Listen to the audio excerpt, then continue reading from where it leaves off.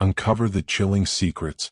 Tonight, we delve into H.P. Lovecraft's ancient curses and forbidden knowledge, exploring the Necronomicon and the dreaded Curse of Yig.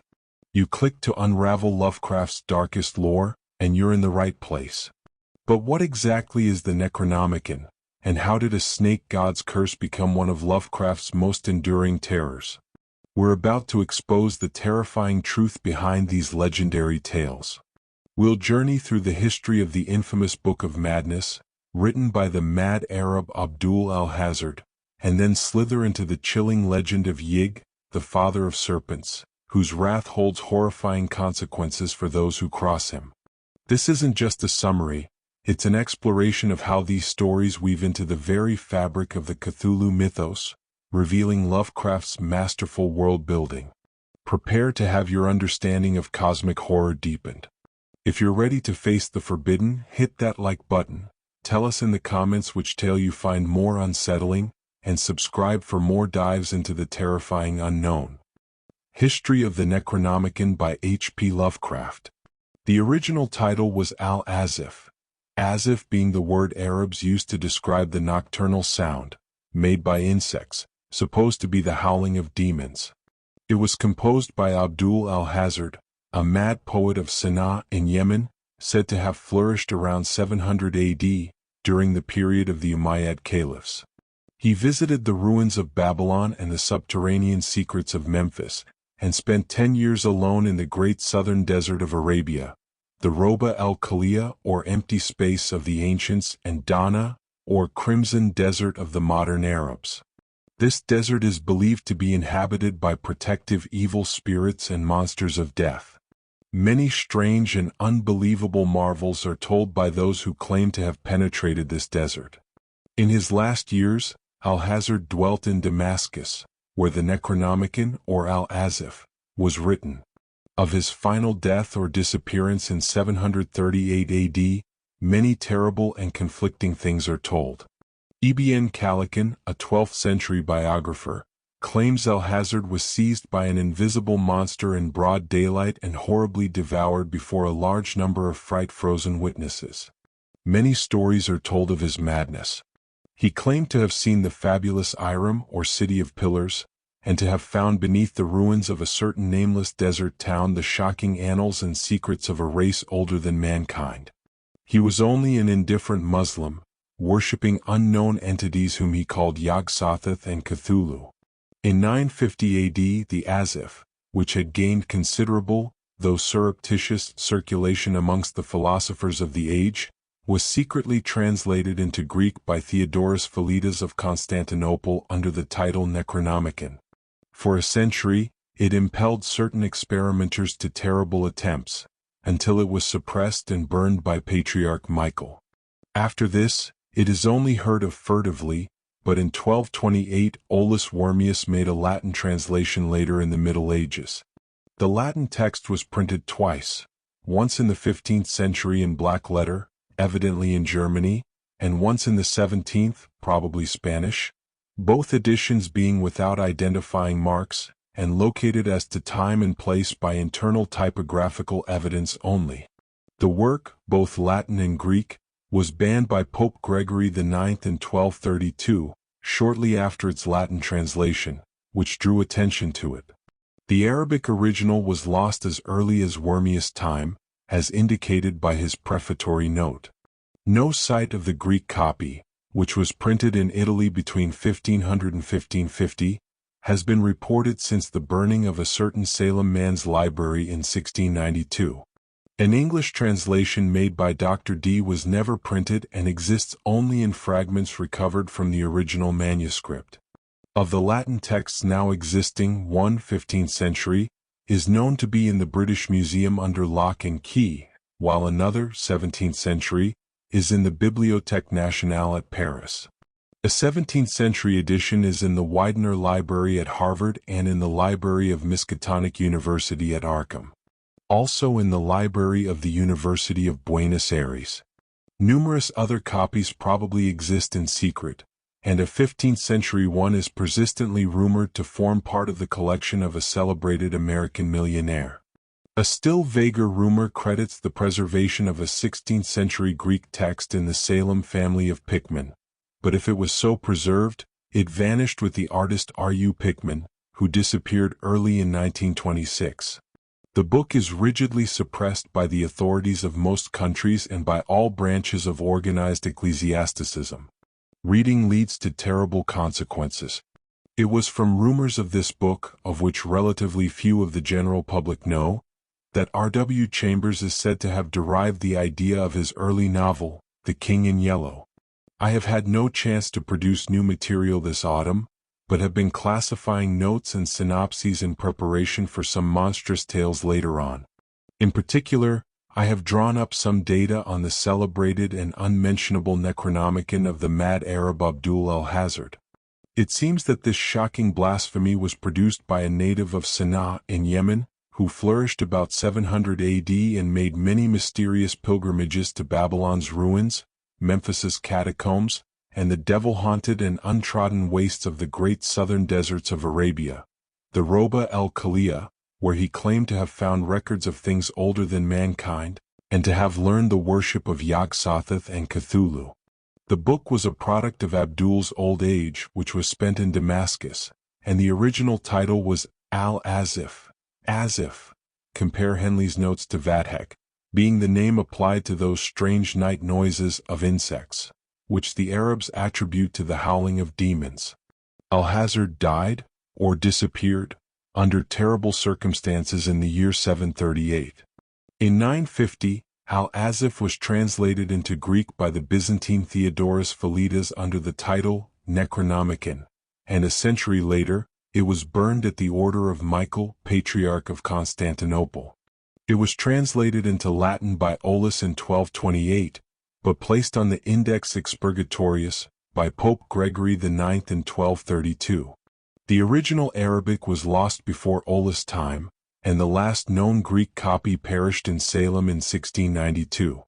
The work was printed in the 15th, 16th, and 17th centuries, but few copies are extant. Wherever existing, it is carefully guarded for the sake of the world's welfare and sanity. Once a man read through the copy in the library of Miskatonic University at Arkham, read it through and fled wild-eyed into the hills, but that is another story. Chronology. Circa 730 AD, Al-Azif written in Damascus by Abdul Alhazred.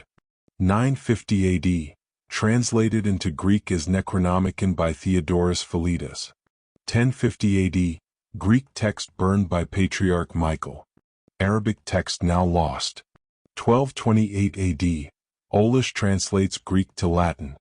1232 AD, Latin edition and Greek, suppressed by Pope Gregory IX. 14th century, black letter printed edition, Germany. 15th century, Greek text printed in Italy. 16th century, Spanish reprint of Latin text. The Curse of Yig by H.P. Lovecraft. In 1925, I went into Oklahoma looking for snake lore. I came out with a fear of snakes that will last me the rest of my life. I admit it is foolish since there are natural explanations for everything I saw and heard, but it masters me nonetheless. If the old story had been all there was to it, I would not have been so badly shaken. My work as an American Indian ethnologist has hardened me to all kinds of extravagant legendary. I know that simple white people can beat the Redskins at their own game when it comes to fanciful inventions. But I can't forget what I saw with my own eyes at the insane asylum in Guthrie. I called it that asylum because a few of the oldest settlers told me I would find something important there. Neither Indians nor white men would discuss the snake god legends I had come to trace. The oil boom newcomers, of course, knew nothing of such matters. The red men and old pioneers were plainly frightened when I spoke of them. Not more than 6 or 7 people mentioned the asylum, and those who did were careful to talk in whispers. But the whisperers said that Dr. McNeil could show me a very terrible relic and tell me all I wanted to know. He could explain why Yig, the half-human father of serpents, is a shunned and feared object in central Oklahoma. He could also explain why old settlers shiver at the secret Indian orgies which make the autumn days and nights hideous with the ceaseless beating of tom-toms in lonely places. It was with the scent of a hound on the trail that I went to Guthrie. I had spent many years collecting data on the evolution of serpent worship among the Indians. I had always felt, from well-defined undertones of legend and archaeology, that great Quetzalcoatl, benign snake god of the Mexicans, had had an older and darker prototype. During recent months, I had well-nigh proved it in a series of researches stretching from Guatemala to the Oklahoma plains. But everything was tantalizing and incomplete. Above the border, the cult of the snake was hedged about by fear and furtiveness. Now it appeared that a new and copious source of data was about to dawn. I sought the head of the asylum with an eagerness I did not try to cloak. Dr. McNeil was a small, clean-shaven man of somewhat advanced years. I saw at once from his speech and manner that he was a scholar of no mean attainments in many branches outside his profession. Grave and doubtful when I first made known my errand, his face grew thoughtful as he carefully scanned my credentials and the letter of introduction which a kindly old ex-Indian agent had given me. "So you've been studying the Yig legend, eh?" he reflected sententiously. "I know that many of our Oklahoma ethnologists have tried to connect it with Quetzalcoatl, but I don't think any of them have traced the intermediate steps so well. You've done remarkable work for a man as young as you seem to be, and you certainly deserve all the data we can give. I don't suppose old Major Moore or any of the others told you what it is I have here. They don't like to talk about it, and neither do I. It is very tragic and very horrible, but that is all. I refuse to consider it anything supernatural.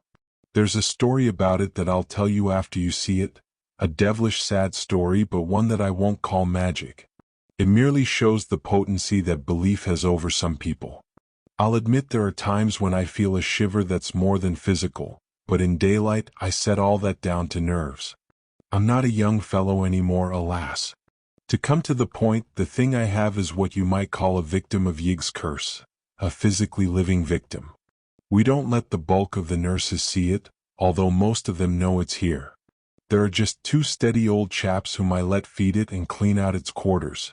Used to be 3, but good old Stevens passed on a few years ago.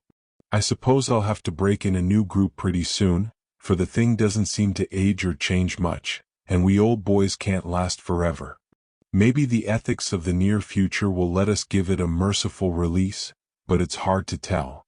Did you see that single ground glass basement window over in the east wing when you came up the drive?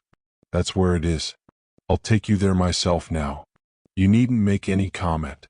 Just look through the movable panel in the door and thank God the light isn't any stronger. Then I'll tell you the story, or as much as I've been able to piece together. We walked downstairs very quietly, and did not talk as we threaded the corridors of the seemingly deserted basement. Dr. McNeil unlocked a gray-painted steel door, but it was only a bulkhead leading to a further stretch of hallway. At length, he paused before a door marked B116, opened a small observation panel which he could use only by standing on tiptoe, and pounded several times upon the painted metal, as if to arouse the occupant, whatever it might be.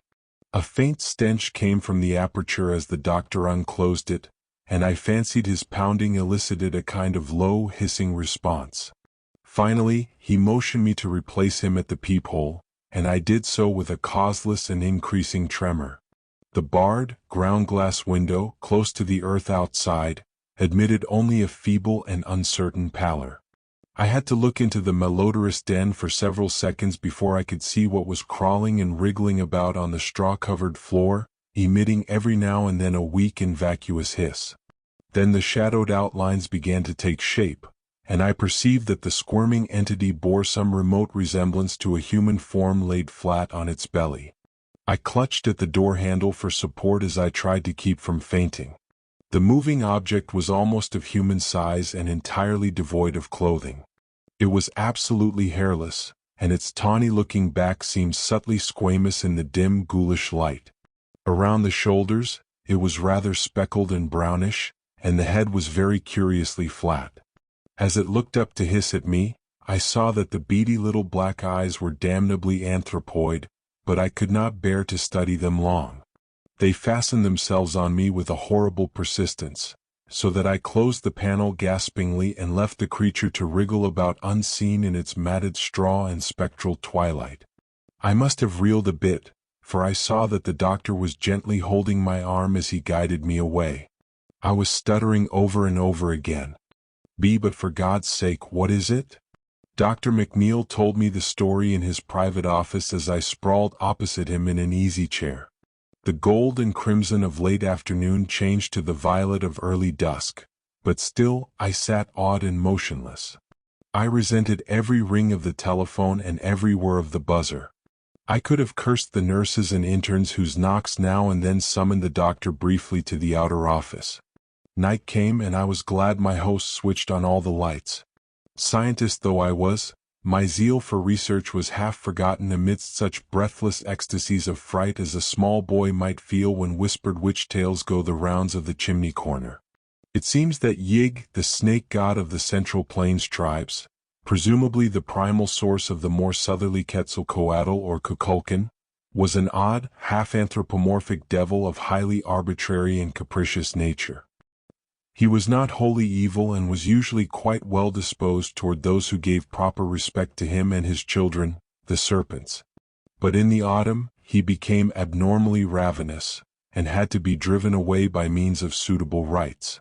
That was why the tom-toms in the Pawnee, Wichita, and Caddo country pounded ceaselessly week in and week out in August, September, and October. And why the medicine men made strange noises with rattles and whistles curiously like those of the Aztecs and Mayas. Yig's chief trait was a relentless devotion to his children, a devotion so great that the Redskins almost feared to protect themselves from the venomous rattlesnakes which thronged the region. Frightful clandestine tales hinted of his vengeance upon mortals who flouted him or wreaked harm upon his wriggling progeny. His chosen method being to turn his victim, after suitable tortures, to a spotted snake. In the old days of the Indian Territory, the doctor went on, there was not quite so much secrecy about Yig. The Plains tribes, less cautious than the desert nomads and pueblos, talked quite freely of their legends and autumn ceremonies with the first Indian agents, and they let considerable of the lore spread out through the neighboring regions of white settlement. The great fear came in the land-rush days of '89, when some extraordinary incidents had been rumored, and the rumors sustained by what seemed to be hideously tangible proofs.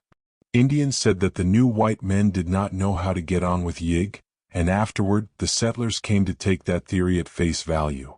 Now no old-timer in middle Oklahoma, white or red, could be induced to breathe a word about the snake god except in vague hints. Yet after all, the doctor added with almost needless emphasis, the only truly authenticated horror had been a thing of pitiful tragedy rather than of bewitchment. It was all very material and cruel, even that last phase which had caused so much dispute. Dr. McNeil paused and cleared his throat before getting down to his special story. I felt a tingling sensation as when a theater curtain rose. The thing had begun when Walker Davis and his wife Audrey left Arkansas to settle in the newly opened public lands in the spring of 1889. The end had come in the country of the Wichitas, north of the Wichita River in what is at present Caddo County. There is a small village called Binger there now, and the railway goes through. But otherwise the place is less changed than other parts of Oklahoma. It is still a section of farms and ranches, quite productive these days, since the great oil fields do not come very close. Walker and Audrey had come from Franklin County in the Ozarks with a canvas-topped wagon, 2 mules, an ancient and useless dog called Wolf, and all their household goods. They were typical hill folk, youngish and perhaps a little more ambitious than most. They looked forward to a life of better returns for their hard work than they had had in Arkansas. Both were lean, raw-boned specimens. The man tall, sandy, and gray-eyed, and the woman short and rather dark, with a black straightness of hair suggesting a slight Indian admixture. In general, there was very little distinction about them. But for one thing, their annals might not have differed from those of thousands of other pioneers who flocked into the new country at that time. That thing was Walker's almost epileptic fear of snakes. Some laid it to prenatal causes. Some said it came from a dark prophecy about his end with which an old Indian squaw had tried to scare him when he was small. Whatever the cause, the effect was marked indeed. Despite his strong general courage, the very mention of a snake would cause him to grow faint and pale, while the sight of even a tiny specimen would produce a shock sometimes bordering on a convulsion seizure. The Devises started out early in the year, in the hope of being on their new land for the spring plowing. Travel was slow. The roads were bad in Arkansas, while in the territory, there were great stretches of rolling hills and red, sandy barrens without any roads whatsoever. As the terrain grew flatter, the change from their native mountains depressed them more, perhaps, than they realized. But they found the people at the Indian agencies very affable, while most of the settled Indians seemed friendly and civil. Now and then they encountered a fellow pioneer, with whom crude pleasantries and expressions of amiable rivalry were generally exchanged. Owing to the season, there were not many snakes in evidence, so Walker did not suffer from his special temperamental weakness. In the earlier stages of the journey, too, there were no Indian snake legends to trouble him, for the transplanted tribes from the southeast do not share the wilder beliefs of their western neighbors. As fate would have it, it was a white man at Okmulgee in the Creek country who gave the Devises the first hint of Yig beliefs. A hint which had a curiously fascinating effect on Walker, and caused him to ask questions very freely after that. Before long, Walker's fascination had developed into a bad case of fright. He took the most extraordinary precautions at each of the nightly camps, always clearing away whatever vegetation he found, and avoiding stony places whenever he could. Every clump of stunted bushes and every cleft in the great slab-like rocks seemed to him now to hide malevolent serpents. Every human figure not obviously part of a settlement or emigrant train seemed to him a potential snake god till nearness had proved the contrary. Fortunately, no troublesome encounters came at this stage to shake his nerves still further. As they approached Kickapoo country, they found it harder and harder to avoid camping near rocks. Finally, it was no longer possible, and poor Walker was reduced to the puerile expedient of droning some of the rustic anti-snake charms he had learned in his boyhood. 2 or 3 times a snake was really glimpsed, and these sights did not help the sufferer in his efforts to preserve composure. On the 22nd evening of the journey, a savage wind made it imperative, for the sake of the mules, to camp in as sheltered a spot as possible. Audrey persuaded her husband to take advantage of a cliff which rose uncommonly high above the dried bed of a former tributary of the Canadian River. He did not like the rocky cast of the place, but allowed himself to be overruled this once.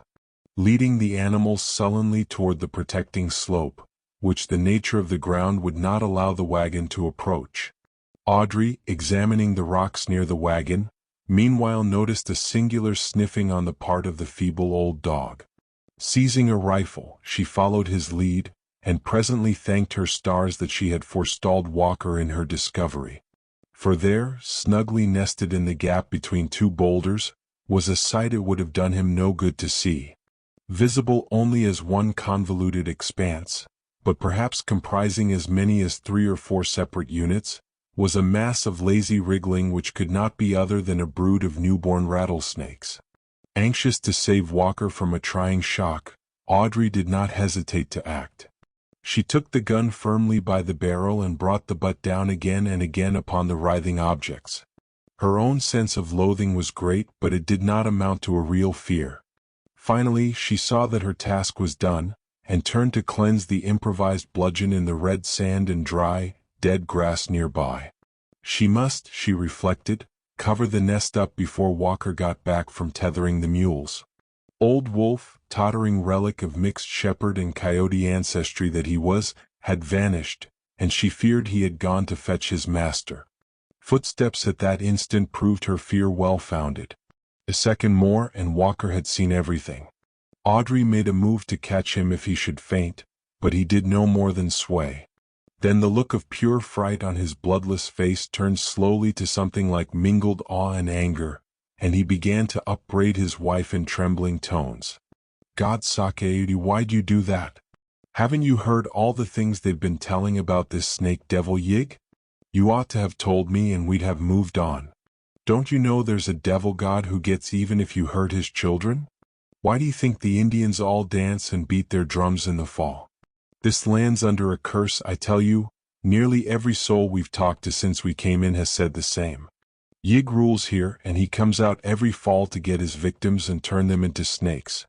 Why, Edie, none of those Indians across the Canadian will kill a snake for love or money. God knows what you've done to yourself, girl, stomping out a whole brood of Yig's children.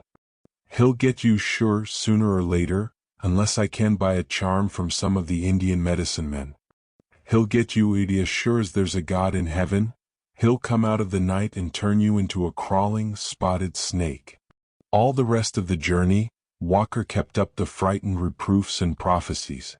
They crossed the Canadian near Newcastle, and soon afterward met with the first of the Real Plains Indians they had seen, a party of blanketed Wichitas. Their leader talked freely under the spell of the whiskey offered him, and taught poor Walker a long-winded protective charm against Yig in exchange for a quart bottle of the same inspiring fluid. By the end of the week, the chosen site in the Wichita country was reached, and the Devises made haste to trace their boundaries and perform the spring plowing before even beginning the construction of a cabin. The region was flat, drearily windy, and sparse of natural vegetation, but promised great fertility under cultivation. Occasional outcroppings of granite diversified a soil of decomposed red sandstone, and here and there a great flat rock would stretch along the surface of the ground like a man-made floor. There seemed to be very few snakes or possible dens for them. So Audrey at last persuaded Walker to build the one-room cabin over a vast, smooth slab of exposed stone. With such a flooring and with a good-sized fireplace, the wettest weather might be defied, though it soon became evident that dampness was no salient quality of the district. Logs were hauled in the wagon from the nearest belt of woods, many miles toward the Wichita Mountains. Walker built his wide-chimneyed cabin and crude barn with the aid of some of the other settlers, though the nearest one was over a mile away. In turn, he helped his helpers at similar house raisings, so that many ties of friendship sprang up between the new neighbors. There was no town worthy of the name nearer than El Reno, on the railway 30 miles or more to the northeast. Before many weeks had passed, the people of the section had become very cohesive despite the wideness of their scattering. The Indians, a few of whom had begun to settle down on ranches, were for the most part harmless, though somewhat quarrelsome when fired by the liquid stimulation which found its way to them despite all government bans. Of all the neighbors, the Devises found Joe and Sally Compton, who likewise hailed from Arkansas, the most helpful and congenial. Sally is still alive, known now as Grandma Compton. Her son Clyde, then an infant in arms, has become one of the leading men of the state. Sally and Audrey used to visit each other often, for their cabins were only 2 miles apart. In the long spring and summer afternoons, they exchanged many a tale of old Arkansas and many a rumor about the new country.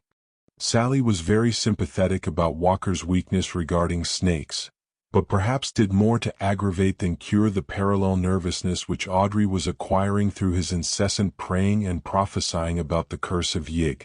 She was uncommonly full of gruesome snake stories and produced a direfully strong impression with her acknowledged masterpiece, the tale of a man in Scott County who had been bitten by a whole horde of rattlers at once and had swelled so monstrously from poison that his body had finally burst with a pop. Needless to say, Audrey did not repeat this anecdote to her husband, and she implored the Comptons to beware of starting it on the rounds of the countryside. It is to Joe's and Sally's credit that they heeded this plea with the utmost fidelity. Walker did his corn planting early, and in midsummer, improved his time by harvesting a fair crop of the native grass of the region. With the help of Joe Compton, he dug a well which gave a moderate supply of very good water, though he planned to sink an artesian later on. He did not run into many serious snake scares and made his land as inhospitable as possible for wriggling visitors. Every now and then he rode over to the cluster of thatched, conical huts which formed the main village of the Wichitas, and talked long with the old men and shamans about the snake god and how to nullify his wrath. Charms were always ready in exchange for whiskey, but much of the information he got was far from reassuring. Yig was a great god. He was on bad medicine.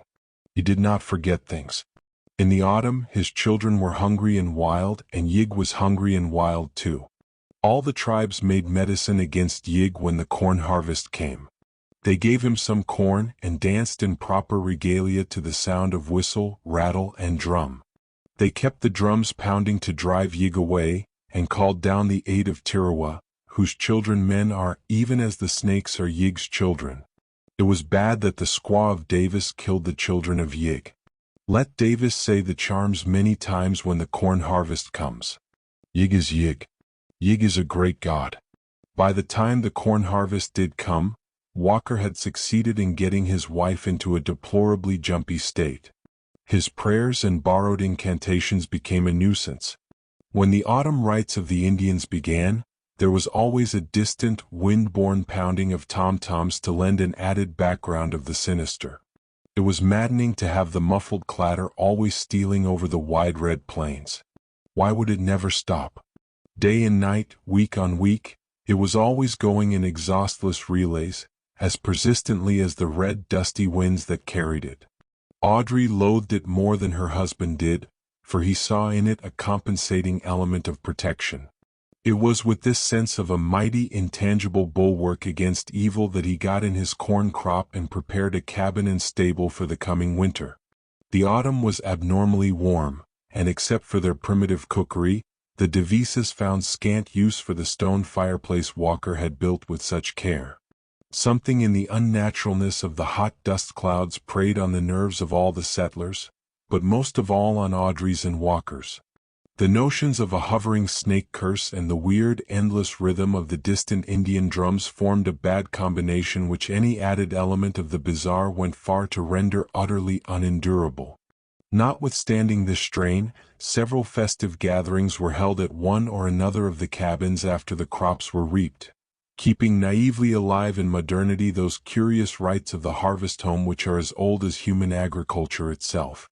Lafayette Smith, who came from southern Missouri and had a cabin about 3 miles east of Walker's, was a very passable fiddler. His tunes did much to make the celebrants forget the monotonous beating of the distant tom-toms. Then Halloween drew near, and the settlers planned another frolic. This time, had they but known it, of a lineage older than even agriculture. The dread witch Sabbath of the primal Prairians, kept alive through ages in the midnight blackness of secret woods, and still hinting at vague terrors under its latter-day mask of comedy and lightness. Halloween was to fall on a Thursday, and the neighbors agreed to gather for their first reveal at the Davis cabin. It was on that 31st of October that the warm spell broke. The morning was gray and leaden, and by noon the incessant winds had changed from searingness to rawness. People shivered all the more because they were not prepared for the chill, and Walker Davis's old dog Wolf dragged himself wearily indoors to a place beside the hearth. But the distant drums still thumped on, nor were the white citizenry less inclined to pursue their chosen rites. As early as 4 in the afternoon the wagons began to arrive at Walker's cabin. In the evening, after a memorable barbecue, Lafayette Smith's fiddle inspired a very fair-sized company to great feats of saltatory grotesqueness in the one good-sized but crowded room.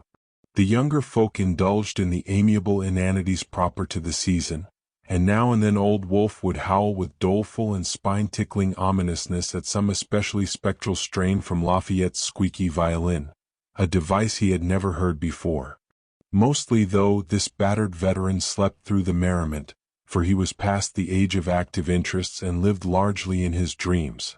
Tom and Jenny Rigby had brought their collie Zeke along, but the canines did not fraternize. Zeke seemed strangely uneasy over something, and nosed around curiously all the evening. Audrey and Walker made a fine couple on the floor, and Grandma Compton still likes to recall her impression of their dancing that night. Their worries seemed forgotten for the nonce, and Walker was shaved and trimmed into a surprising degree of spruceness. By 10 o'clock all hands were healthily tired, and the guests began to depart family by family with many handshakes and bluff assurances of what a fine time everybody had had. Tom and Jenny thought Zeke's eerie howls as he followed them to their wagon were marks of regret at having to go home, though Audrey said it must be the faraway tom-toms which annoyed him, for the distant thumping was surely ghastly enough after the merriment within. The night was bitterly cold, and for the first time Walker put a great log in the fireplace and banked it with ashes to keep it smoldering till morning. Old Wolf dragged himself within the ruddy glow and lapsed into his customary coma. Audrey and Walker, too tired to think of charms or curses, tumbled into the rough pine bed and were asleep before the cheap alarm clock on the mantel had ticked out 3 minutes. And from far away, the rhythmic pounding of those hellish tom-toms still pulsed on the chill night wind. Dr. McNeil paused here and removed his glasses, as if a blurring of the objective world might make the reminiscent vision clearer. "You'll soon appreciate," he said, "that I had a great deal of difficulty in piecing out all that happened after the guests left. There were times, though, at first, when I was able to make a try at it." After a moment of silence he went on with the tale. Audrey had terrible dreams of Yig, who appeared to her in the guise of Satan as depicted in cheap engravings she had seen. It was, indeed, from an absolute ecstasy of nightmare that she started suddenly awake to find Walker already conscious and sitting up in bed. He seemed to be listening intently to something, and silenced her with a whisper when she began to ask what had roused him. "Harkee," he breathed. "Don't you hear something singing and buzzing and rustling? Do you reckon it's the fall crickets?" Certainly, there was distinctly audible within the cabin such a sound as he had described. Audrey tried to analyze it and was impressed with some element at once horrible and familiar, which hovered just outside the rim of her memory. And beyond it all, waking a hideous thought, the monotonous beating of the distant tom-toms came incessantly across the black plains on which a cloudy half-moon had set. "Walker, suppose it's the Curse of Yig?" She could feel him tremble. "No, girl, I don't reckon he comes that way. He's shaped like a man except you look at him close. That's what Chief Gray Eagle says. This here's some varmints coming out of the cold, not crickets I calculate but something like them. I ought to get up and stomp them out before they make much headway or get at the cupboard." He rose, felt for the lantern that hung within easy reach, and rattled the tin matchbox nailed to the wall beside it. Audrey sat up in bed and watched the flare of the match grow into the steady glow of the lantern. Then, as their eyes began to take in the whole of the room, the crude rafters shook with the frenzy of their simultaneous shriek. For the flat, rocky floor, revealed in the newborn illumination, was one seething, brown-speckled mass of wriggling rattlesnakes, slithering toward the fire, and even now turning their loathsome heads to menace the fright-blasted lantern-bearer. It was only for an instant that Audrey saw the things.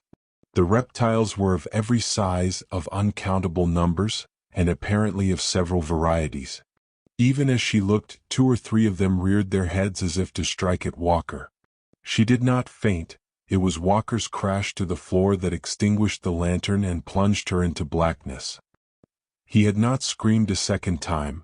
Fright had paralyzed him, and he fell as if shot by a silent arrow from no mortal's bow. To Audrey the entire world seemed to whirl about fantastically, mingling with the nightmare from which she had started. Voluntary motion of any sort was impossible, for will and the sense of reality had left her. She fell back inertly on her pillow, hoping that she would wake soon. No actual sense of what had happened penetrated her mind for some time. Then, little by little, the suspicion that she was really awake began to dawn on her. She was convulsed with a mounting blend of panic and grief which made her long to shriek out despite the inhibiting spell which kept her mute. Walker was gone, and she had not been able to help him. He had died of snakes, just as the old witch-woman had predicted when he was a little boy. Poor Wolf had not been able to help either. Probably he had not even awaked from his senile stupor. And now the crawling things must be coming for her, writhing closer and closer every moment in the dark, perhaps even now twining slipperily about the bedposts and oozing up over the coarse woolen blankets. Unconsciously she crept under the clothes and trembled. It must be the Curse of Yig. He had sent his monstrous children on All Hallows Night, and they had taken Walker first. Why was that? Wasn't he innocent enough? Why not come straight for her, Hadn't she killed those little rattlers alone? Then she thought of the curse's form as told by the Indians. She wouldn't be killed, just turned to a spotted snake. So she would be like those things she had glimpsed on the floor, those things which Yig had sent to get her and enroll her among their number. She tried to mumble a charm that Walker had taught her, but found she could not utter a single sound. The noisy ticking of the alarm clock sounded above the maddening beat of the distant tom-toms. The snakes were taking a long time. Did they mean to delay on purpose to play on her nerves? Every now and then she thought she felt a steady, insidious pressure on the bedclothes, but each time it turned out to be only the automatic twitchings of her overwrought nerves. The clock ticked on in the dark, and a change came slowly over her thoughts.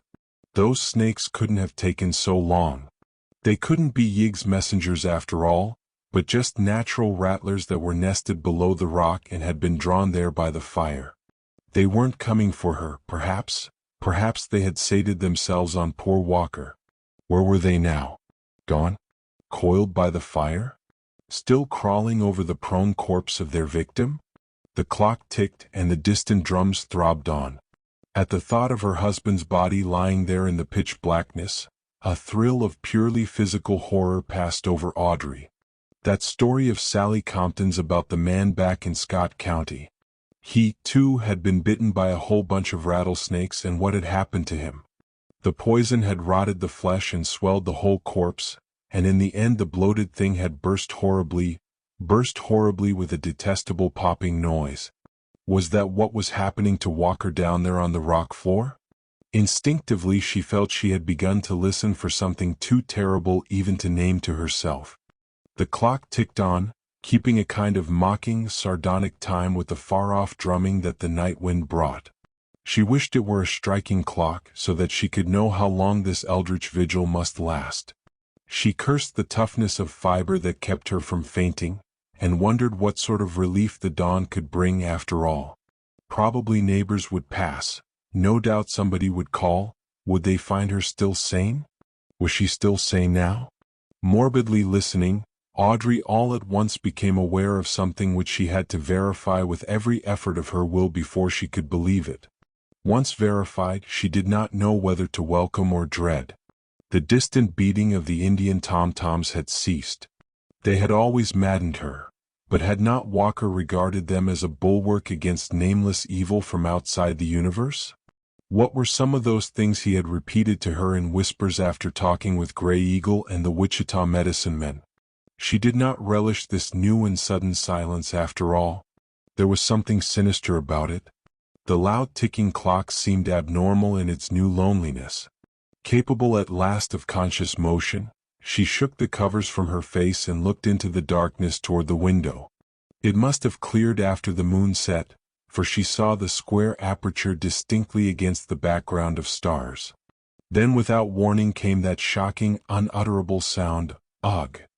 That dull, putrid pop of cleft skin and escaping poison in the dark. God!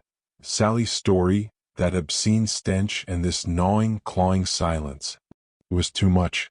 The bonds of muteness snapped, and the black night waxed reverberant with Audrey's screams of stark, unbridled frenzy. Consciousness did not pass away with the shock. How merciful if only it had. Amidst the echoes of her shrieking, Audrey still saw the star-sprinkled square of the window ahead, and heard the doom-boding ticking of that frightful clock. Did she hear another sound? Was that square window still a perfect square? She was in no condition to weigh the evidence of her senses or distinguish between fact and hallucination. No, that window was not a perfect square. Something had encroached on the lower edge. Nor was the ticking of the clock the only sound in the room. There was, beyond dispute, a heavy breathing neither her own nor poor Wolf's. Wolf slept very silently, and his wakeful wheezing was unmistakable. Then Audrey saw against the stars the black demoniac silhouette of something anthropoid, the undulant bulk of a gigantic head and shoulders fumbling slowly toward her. Yaya! Yaya! Go away! Go away! Go away, snake devil! Go away, Yig! I didn't mean to kill him, I was feared he'd be scared of him. Don't, Yig, don't! I didn't go for to hurt your children, don't come nigh me, don't change me into no spotted snake. But the half-formless head and shoulders only lurched onward toward the bed, very silently. Everything snapped at once inside Audrey's head, and in a second she had turned from a cowering child to a raging madwoman. She knew where the axe was, hung against the wall on those pegs near the lantern. It was within easy reach and she could find it in the dark.